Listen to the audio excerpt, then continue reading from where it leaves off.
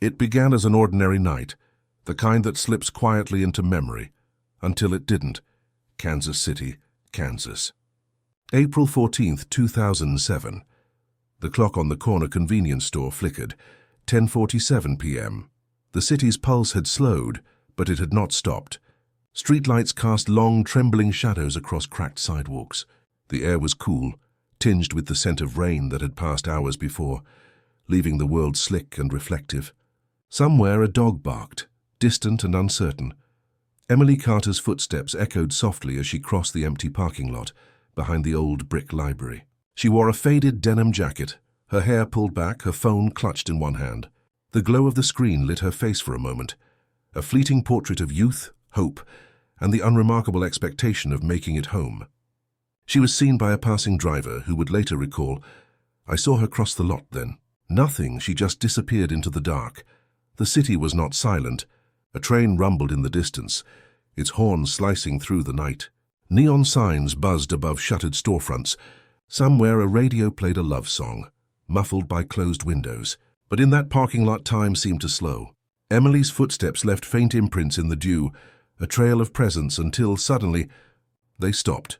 A security camera perched above a liquor store caught a fleeting glimpse, Emily's silhouette, pausing at the edge of the lot, glancing over her shoulder. The timestamp burned into the footage, 10:53 p.m. After that, nothing. No movement, no sound. Just the endless hum of the city, indifferent and unknowing. Minutes passed. The world moved on. A car rolled by, headlights sweeping across the empty sidewalk. The driver saw only emptiness. Somewhere a mother waited for a text that would never come. The city's heart kept beating, unaware that something had been torn away. At 11:12 p.m., a jogger found a phone lying face up on the sidewalk, its screen still glowing, casting a pale blue light onto the wet concrete. The device was unlocked, a half-written message unsent. There were no signs of struggle. No blood, no scream. Only the phone and the abrupt end of Emily's footprints in the dew, nowhere else to go. What happened in those 47 minutes would haunt Kansas City for nearly 2 decades. The night air, once ordinary, now felt heavy with secrets. The city would never be the same. How does someone vanish in the middle of a city with no trace? The answer would elude everyone for years to come, but the clues would not add up. Not yet. The story of Emily Carter was only beginning, before the headlines, before the search parties and the whispered fears. There was simply Emily. To know the weight of her absence, you must first know the light she brought to the world she left behind. Emily Carter was 22 years old. She lived in a small sunlit apartment above a bakery on Minnesota Avenue, where the scent of fresh bread drifted through her window each morning. Her walls were covered in Polaroids, friends laughing at bonfires, her little brother's birthday, a dog she'd rescued and named Lucky. She kept a battered journal on her nightstand, its pages crowded with dreams. Travel to Paris, learn to play guitar, make Mom proud. Her handwriting was looping, hopeful, always ending with a flourish. She worked part-time at the city library, shelving books and helping children find stories about dragons and distant planets. Her co-workers remembered her as the one who stayed late, who always had a joke or a kind word, who never let anyone leave without a smile. She was the last to leave the party. She hated goodbyes, her mother would later say, voice trembling with memory. Emily's world was small but vibrant. She loved the old movie theater on 7th Street, where she and her best friend, Tasha, would sneak in candy and whisper through double features. She called her mother every Sunday without fail, just to talk about nothing and everything. She was saving up for a car, dreaming of road trips and freedom. But for now she walked everywhere, her sneakers worn thin, her spirit undimmed. In the weeks before she vanished, Emily was planning a surprise for her father's birthday. She'd found an old record he loved, hidden away in a thrift shop, and wrapped it in blue paper. She left it on the kitchen table, a silent promise of return. Those who knew her remember the way she filled a room, not with noise, but with warmth. She was the friend who remembered your favorite song, the neighbor who brought soup when you were sick, the daughter who never forgot to say, "I love you." Her laughter lingered long after she left, but beneath the surface there were shadows. Emily had confided in her journal about feeling watched, about a strange car parked outside her building late at night. She brushed it off, telling herself it was nothing. She was young, invincible, or so she believed. No one could have guessed how quickly everything would change. In a single night, all her plans, her laughter, her unfinished dreams would be stolen away. The world she left behind would be defined not by her presence, but by the aching void she left. What dreams were stolen that night? The answer would haunt those who loved her, and those who searched for her, for years to come. But the clock was still ticking, and the last 47 minutes of Emily Carter's life were about to be revealed.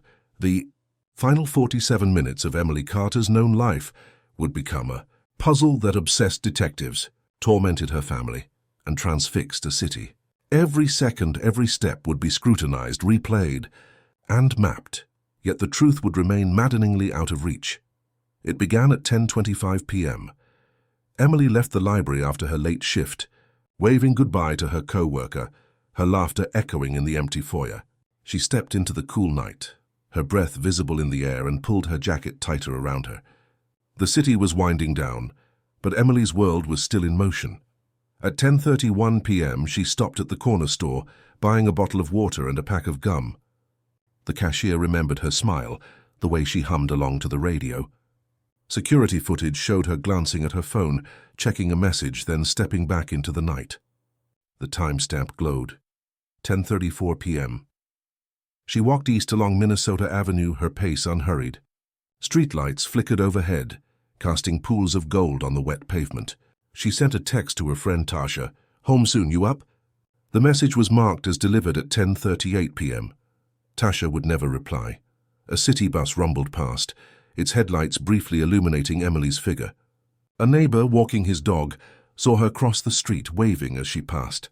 She looked happy, he would later recall, like she had somewhere to be. At 10:43 p.m., Emily's phone connected to a Wi-Fi hotspot near the bakery below her apartment. She was close to home, but instead of heading upstairs, she turned down the alley behind the library, a shortcut she'd taken 100 times before. The alley was narrow, lined with dumpsters and the faint smell of old bread. A security camera on the bakery's back door caught her silhouette, pausing as if listening. The footage was grainy but unmistakable, Emily glancing over her shoulder, her steps slowing. The timestamp 10:47 p.m. Her phone activity continued. At 10:49 p.m., she opened a new message, typing a few words before stopping. The message was never sent. At 10:51 p.m., her phone's GPS pinged its final location, midway down the alley, just steps from the sidewalk. Then silence. No more texts, no more calls. The digital trail went dark. At 11:12 p.m., a jogger found her phone on the sidewalk, screen still glowing, a half-written message open. "I think someone's—" The rest was cut off, the cursor blinking, waiting for words that would never come. In those 47 minutes, something happened that would baffle detectives for years.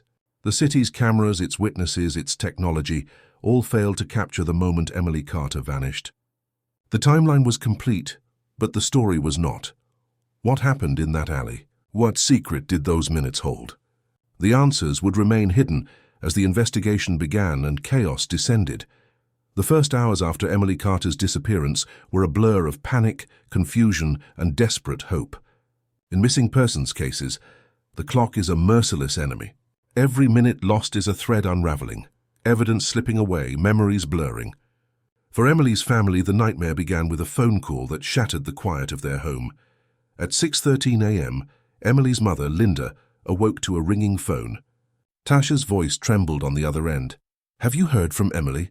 She never made it home." Linda's heart pounded as she dialed her daughter's number, again and again, each ring echoing into emptiness. By sunrise, dread had settled in, a cold certainty that something was terribly wrong. The police arrived at Emily's apartment just after 8 a.m. Officers moved quickly, canvassing the neighborhood, knocking on doors, showing Emily's photo to groggy residents. The city was waking up, but for the Carter family, time had stopped. Linda clung to hope, her voice raw as she pleaded with officers. She wouldn't just leave. "She always calls." Detectives scoured the alley behind the library, searching for any sign of struggle. The ground was slick with dew, Emily's faint footprints already fading. Forensic teams combed the area, bagging a discarded water bottle, a single earring, and the phone. Its screen now dark, fingerprints smudged by too many hands. The message on the phone, half-typed and unfinished, sent a chill through every investigator who read it. "I think someone's—" By midday, the story had spread. News vans crowded the curb, reporters jostling for details. The city's morning news flashed Emily's photo across every screen. Local woman missing, last seen near library. Strangers called in with tips, each one a flicker of hope. A woman claimed she saw Emily getting into a blue sedan. A man reported hearing a scream near the alley, but couldn't say when. Each lead was logged, chased, and one by one discarded. Inside the police station, a map of the neighborhood was pinned with colored tacks, each marking a possible sighting, a possible clue. Detectives worked in shifts, fueled by coffee and adrenaline, their eyes red from lack of sleep. The case was already slipping into chaos. The more they searched, the less they found. By the end of the first day, the Carter family's home was filled with friends, neighbors, and volunteers. Flyers were taped to every lamppost, every storefront window. Linda's hands shook as she pressed them into strangers' palms, begging for any scrap of information. "Please," she whispered, "just help me find my daughter." But as the sun set on the second day, hope began to waver. The blue sedan was never found. The scream was never confirmed. The earring did not match Emily's. The city's attention was fixed on the case, but the trail was already growing cold. Every hour mattered. But the answers were slipping away, lost in the chaos of those first 72 hours. And as the city held its breath, the whispers began, rumors that would soon consume the community. Fear is contagious.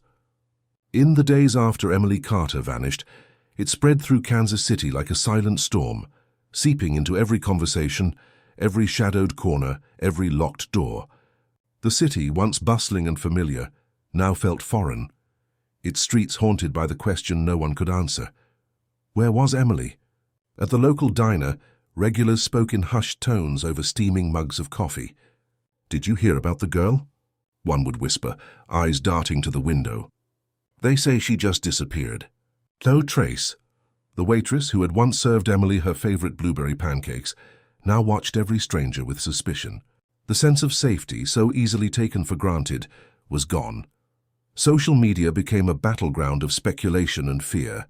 Posts multiplied by the hour, photos of Emily, theories about her last steps, warnings to stay indoors after dark. Some claimed to have seen a suspicious man lurking near the library. Others insisted it was someone she knew. Theories twisted into rumors and rumors into accusations. "I heard it was the new guy at the bakery," one post read. "He always gave me the creeps," another countered. "No, it was someone from out of town. Has to be." At a hastily organized town hall meeting, the community gathered, faces drawn and anxious. The police chief stood at the front, his voice steady but strained. "We are doing everything we can," he promised, but the words rang hollow. Parents clutched their children tighter. Teenagers who once roamed the streets after dark now hurried home before sunset. The city's rhythm had changed. Curfews, locked doors, lights left burning through the night. A candlelight vigil was held on the library steps. Hundreds gathered, candles flickering in trembling hands, the air thick with prayers and unspoken fears. Emily's mother stood at the front, her face pale in the candlelight, her voice breaking as she spoke. "Please, if you know anything, come forward. Don't let her be forgotten." The crowd murmured in agreement, but beneath the unity, suspicion simmered. Eyes lingered too long on neighbors, friends, even family. Gossip became a form of self-defense, a way to make sense of the senseless. In grocery store aisles and church pews, people traded stories, each more chilling than the last. Some said the killer was among them, the whispers went. Someone we see every day. The idea took root, growing in the fertile soil of fear. The city's collective grief was palpable, but so was its paranoia. Trust, once the glue that held the community together, began to crack. Every unfamiliar face was a threat. Every unexplained noise a warning. When trust is shattered, who do you look at differently? The question lingered in every home, every heart. But as the community turned inward, the investigation pressed on, driven now by obsession and the desperate need for answers. Obsession is a slow poison. For the detectives assigned to Emily Carter's case, it seeped into their lives, blurring the line between duty and desperation. The missing girl became more than a file, more than a face on a flyer. She became a shadow that followed them home, a question that refused to be silenced. Detective Mark Ellison was the first to feel its grip. He was a veteran, hardened by years of chasing ghosts through the city's underbelly. But Emily's case was different. It was the way her mother's voice cracked in every interview, the way the city itself seemed to mourn. He started staying late, long after the station lights had dimmed, poring over maps and timelines, replaying security footage until the images blurred. His desk became a shrine to the case, photos, evidence bags, handwritten notes, a growing constellation of red string connecting the fragments of a life interrupted. He kept a journal, its pages filled with restless thoughts and half-formed theories. "She didn't just vanish," he wrote one night, the words scrawled in the margin. "Someone took her. Someone is lying." The case invaded his dreams, replaying in endless loops. He saw Emily's face everywhere, in crowds, in reflections, in the eyes of his own daughter. The obsession spread through the team. Detective Carla Ruiz, usually methodical and unflappable, found herself snapping at colleagues, her patience worn thin by dead ends and false hope. She missed her son's birthday, her mind elsewhere as he blew out the candles. The case was a weight pressing down on all of them, a silent demand for answers. The evidence board in the squad room grew crowded, a chaotic mosaic of faces, places, and dates. Every new tip was a spark of hope, every dead end a fresh wound. They chased leads at all hours, interviewing night shift workers, combing through hours of grainy surveillance, knocking on doors until their knuckles bled. The city's secrets seemed endless, its shadows impenetrable. Late at night, Ellison would sit alone in his car outside the alley where Emily was last seen, engine idling, headlights off. He watched the darkness, searching for something he couldn't name. "I started to see her face everywhere," he confessed in his journal. "In every missing poster, every frightened parent, every empty street." The pressure mounted. The media demanded answers. The community's fear curdled into anger. The detectives felt the weight of every unsent message, every unanswered prayer. They were haunted by the knowledge that somewhere someone knew the truth and was staying silent. How far would you go for answers? For Ellison and his team, the line between justice and obsession was already fading. But the city would not wait. As the investigation spiraled, the years ahead would bring only more questions, more pain, and a trail of false hope that seemed to stretch on forever. Time is the enemy of memory. As days bled into months and months into years, the case of Emily Carter faded from the headlines, but never from the hearts of those who loved her, or those who hunted for her. The city moved on, but the investigation remained, a wound that refused to heal. The detectives clung to every new tip, every rumor, every flicker of possibility. A woman in Topeka claimed she'd seen Emily at a gas station, her hair dyed, her eyes darting with fear. The lead sent officers racing down highways, only to find a stranger with a similar face and a different story. Another tip pointed to a drifter who'd passed through Kansas City that spring. He was tracked down in Oklahoma, questioned for hours, his alibi airtight. Each time hope flared, it was quickly extinguished. The evidence board in the squad room became a graveyard of false starts. Photos yellowed at the edges, notes curled and faded. The red string, once taut with urgency, now sagged under the weight of years. Detectives rotated in and out, some retiring, others reassigned. The case file grew thicker, heavier, a silent testament to all that was lost. Forensic technology advanced, but the evidence remained stubbornly mute. The water bottle found in the alley yielded only partial prints, none matching anyone in the system. The phone's data was combed and recombed, but no new messages, no hidden clues emerged. The earring, once a beacon of hope, was proven to be a cheap trinket, sold in dozens of stores across the city. Every year, on the anniversary of Emily's disappearance, her family held a vigil. They gathered at the library steps, candles flickering in the dusk, voices trembling with the same plea, "If you know something, please come forward." The crowd grew smaller with each passing year, but the pain never lessened. Linda Carter's face aged before the city's eyes, her hope weathered but unbroken. The media moved on to new tragedies, new mysteries. Emily's story became a cautionary tale, a ghost story told to warn daughters not to walk alone at night. But for the detectives, the case was never truly cold. It lingered in the back of their minds, a question mark that refused to be erased. Then one winter, a letter arrived at the police station. It was unsigned, the handwriting shaky and uneven. The message was brief, almost taunting. "You're looking in the wrong place. She's closer than you think." The letter was logged, analyzed, dismissed as a cruel prank. But for a moment, it reignited the old fire. The hope that somewhere, buried beneath the years of silence, a clue still waited to be found. Was this a cruel prank, or the first crack in the case? The detectives could not know. The years ahead would bring only more waiting, more longing, and for Emily's family a grief that refused to fade. But the story was not over. In the quiet ache of the lost years, something was stirring, something that would change everything. Grief is a silent companion. For Emily Carter's family, it became the air they breathed, the shadow that lingered in every room, the ache that never dulled. As the world outside moved forward, their lives remained suspended, frozen in the moment Emily vanished. Linda Carter kept her daughter's bedroom exactly as it was on that April night. The bed was neatly made, a faded quilt folded at the foot. On the dresser, a row of perfume bottles gathered dust, their scents trapped in time. Emily's favorite book, its spine cracked and worn, lay open on the nightstand, a bookmark still marking the page she'd last read. Sometimes Linda would sit on the edge of the bed, running her fingers over the fabric, whispering her daughter's name into the silence. Birthdays came and went, each one a cruel reminder of absence. On Emily's 23rd, Linda baked a chocolate cake just as she always had.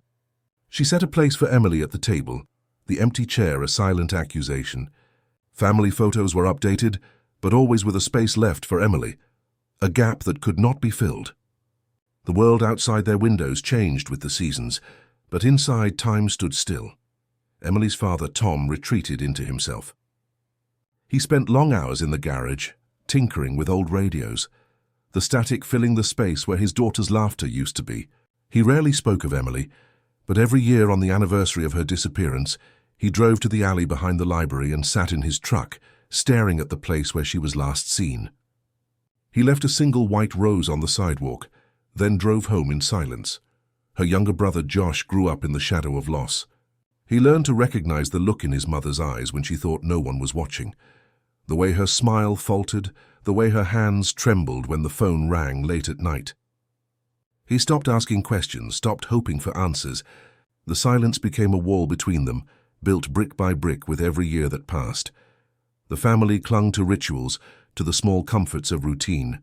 Every Sunday, Linda called Emily's phone just to hear her voice on the voicemail. "Hi, you've reached Emily. Leave a message and I'll call you back." The sound was both a balm and a wound, a reminder of what was lost and what still lingered. "I still set a place for her at the table," Linda would later confess, her voice barely above a whisper. "I can't let go. Not until I know. How do you grieve when there's no goodbye?" For the Carters, the answer was simple. You don't. You wait. You hope. You remember. But outside the walls of their home, the world was changing. In the cold silence of the years, a spark was about to ignite, a breakthrough that would shatter the stillness and finally bring the truth into the light. Hope, when it returns, is a fragile thing. For years, the case of Emily Carter had lain dormant, gathering dust in the archives of the Kansas City Police Department. Detectives had moved on, evidence had faded, and the city had learned to live with its unanswered questions. But in the spring of 2022, a single spark threatened to ignite everything that had been left in the dark. It began with a new detective, Detective Sarah Nguyen, young, relentless, and unburdened by the failures of the past. She arrived at the cold case unit with a reputation for seeing what others missed. On her first day, she pulled Emily's file from the shelf, its edges worn, its contents heavy with the weight of years. She read every page, every note, every dead end. But where others saw a closed door, she saw a window left ajar. Technology had changed since 2007. DNA analysis was now more precise, more powerful. Sarah requested that the evidence from the alley, the water bottle, the earring, the phone, be re-examined using the latest forensic tools. The lab technicians worked late into the night, running samples through machines that hummed and blinked with promise. Days passed. Then a call from the lab. A partial DNA profile had been recovered from the water bottle, one that had never been matched before. It was a faint trace, almost lost to time, but it was enough. The profile was uploaded to the national database, cross-referenced with every known offender, every arrestee, every forgotten sample. The breakthrough came not from a criminal, but from a distant relative, a cousin arrested for a minor offense in another state. The match was distant, but it was a thread, and Sarah began to pull. She built a family tree, tracing branches and connections, narrowing the search with each new discovery. The process was painstaking, each name a possibility, each connection a potential answer. Meanwhile, Sarah revisited the old evidence. She pored over the security footage, enhancing frames, searching for details missed by tired eyes years before. In one frame, she noticed a shadow, a figure lurking at the edge of the alley, barely visible but present. She cross-referenced the timestamp with cell tower data, narrowing the window of opportunity. Piece by piece, the puzzle began to take shape. The evidence, once silent, now whispered its secrets. The DNA, the footage, the cell data, all pointed in the same direction. For the first time in 15 years, the case was alive. After 15 years, the case was about to explode wide open. The cold silence of the past was shattered by the hum of machines, the click of a mouse, the relentless determination of a new detective. Hope, once lost, flickered back to life, but with every answer came new questions. Who was the shadow in the alley? Whose DNA had lingered on the bottle? And what would happen when the truth finally stepped into the light? The face behind the mask was about to be revealed. Shock is a quiet thing at first. A breath held, a heart stilled, a city pausing as the truth emerges from the shadows. When the DNA match was confirmed, Detective Sarah Nguyen felt the world narrow to a single chilling point. The name on the report was not a stranger. It was someone who had lived among them, someone who had blended into the fabric of Kansas City for years. The suspect was Michael Avery, a maintenance worker at the library where Emily had spent her last hours. He was a man known to many, his presence so ordinary it had become invisible. He fixed leaky faucets, swept the floors, nodded politely to patrons. He had even spoken to Emily that night, offering a smile as she left for home. No one had ever suspected him. Sarah dug deeper. She traced his movements on the night of April 14, 2007. Security logs showed he had clocked out just minutes after Emily. Cell tower records placed his phone near the alley at the exact time her digital trail went dark. Witnesses remembered seeing his old blue sedan parked behind the library, a detail dismissed in the chaos of the early investigation. Neighbors described Michael as quiet, helpful, unremarkable. He was just there, one woman recalled, her voice tinged with disbelief. I never would have guessed. But beneath the surface, Sarah found cracks. A history of minor offenses, a pattern of late-night shifts, a string of complaints that had never been followed up. The pieces, once scattered, now fit together with chilling clarity. The investigation built slowly, methodically. Sarah and her team watched Michael for weeks, gathering evidence, building a case that could not be ignored. They followed him to work, to the grocery store, to the quiet house he shared with no one. They sifted through his past, searching for any sign of remorse, any hint of guilt. But Michael remained a ghost, present but always just out of reach. The day of the confrontation arrived with little warning. Sarah approached him in the library's basement, the hum of fluorescent lights overhead. She watched his face as she spoke his name, as she laid out the evidence, as she told him what they had found. Michael's eyes met hers, cold and unreadable.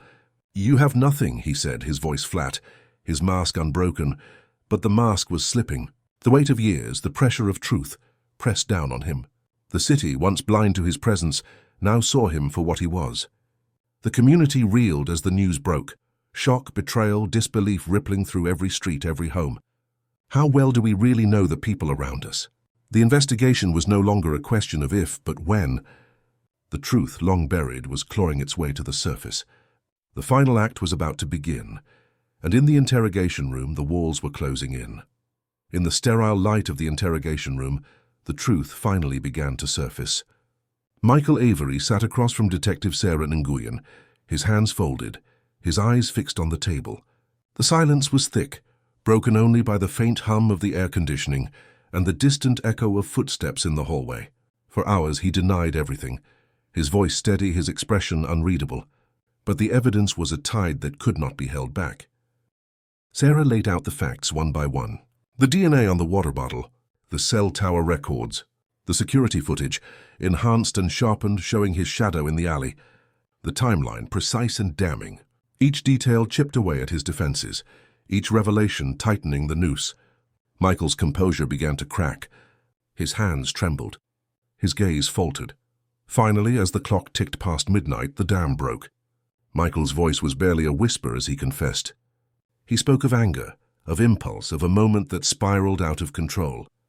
He had followed Emily into the alley, confronted her, and when she resisted, he lashed out. The details spilled out in halting sentences, how he panicked, how he left her there, how he tried to erase his presence but could never erase the memory. The confession was recorded. Every word a nail in the coffin of his freedom. The detectives listened in grim silence, the weight of justice heavy in the air. For years they had chased shadows, haunted by the question of what happened in those lost minutes. Now at last they had their answer. News of the arrest spread quickly. The city, once paralyzed by fear and suspicion, now reeled with a different kind of shock. Emily's family was notified in the early hours of the morning. Linda Carter wept as she listened to the detective's voice on the phone, relief and sorrow mingling in a torrent of emotion. "We found him," Sarah said gently. "We know what happened." The courtroom was packed on the day of Michael Avery's arraignment. Reporters jostled for position, cameras flashing as he was led in, shackled and silent. The judge's voice rang out, clear and final, as the charges were read. The community watched, breathless as justice, long delayed, was finally set in motion. Emily's family sat in the front row, hands clasped, eyes shining with tears. They listened as the details of the case were laid bare, as Michael's confession was played for the court. The pain was raw, but so was the relief. After so many years of not knowing, they finally had the truth. The judge's gavel fell, echoing through the silent courtroom. Michael Avery was found guilty, sentenced to life without parole. Justice at last had been served, but could any verdict truly bring peace? The answer lingered in the air, heavy and unresolved. The city exhaled, the long nightmare finally over. Yet for those left behind, the journey toward healing was only just beginning. The verdict brought closure, but not completion. In the weeks and months that followed, Kansas City tried to return to normal. But the shadow of Emily Carter's disappearance lingered in every quiet moment, every empty street, every cautious glance between neighbors. The city had its answers, but the wounds ran deep. For Emily's family, the truth was a double-edged sword. They could finally lay her to rest, her memory no longer haunted by uncertainty. A small memorial was held in the park where she once played as a child. Friends and family gathered, sharing stories, laughter mingling with tears. Linda Carter placed a single white rose on the memorial stone, her hand trembling but her voice steady. "We remember her as she was, bright, kind, and loved. That's what we hold on to now, yet healing was not simple. The years of waiting, the endless questions, had left scars that would never fully fade. Tom Carter still visited the alley behind the library, standing in silence as the city moved around him. Josh, now grown, carried his sister's memory into adulthood, her absence shaping the man he became. The family learned to live with the ache, to find comfort in ritual and remembrance, but the sense of injustice lingered. Why had it taken so long? How many clues had been missed? How many warnings ignored? The community, too, was changed. Trust, once broken, was slow to return. Neighbors who had once shared coffee and conversation now locked their doors a little earlier, watched their children a little closer. The story of Emily Carter became a cautionary tale, a reminder of the darkness that can hide in plain sight. But it also became a testament to resilience, the power of a city to come together, to demand answers, to refuse to forget. Detective Sarah Nguyen, who had reignited the case, found herself both celebrated and haunted. She received letters of thanks, handshakes from strangers, but at night she replayed the investigation in her mind, wondering what else might have been missed, what other stories remained untold. The cold case files still lined the shelves, each one a life interrupted, a mystery waiting for its own spark. In the end, the story of Emily Carter was not just about loss or even about justice. It was about the echoes left behind, the way a single life can ripple through a family, a community, a city. It was about the questions that remain, the lessons learned too late, the hope that endures even in the face of tragedy. In a city full of secrets, how many more stories remain untold? The question lingers, haunting and unresolved, as the camera pans over Kansas City's skyline. Lights flickering in the darkness, each one a life, a story, a possibility. The world moves on. But for those who remember, the echoes never truly fade. And somewhere in the quiet spaces between memory and forgetting, the search for truth continues.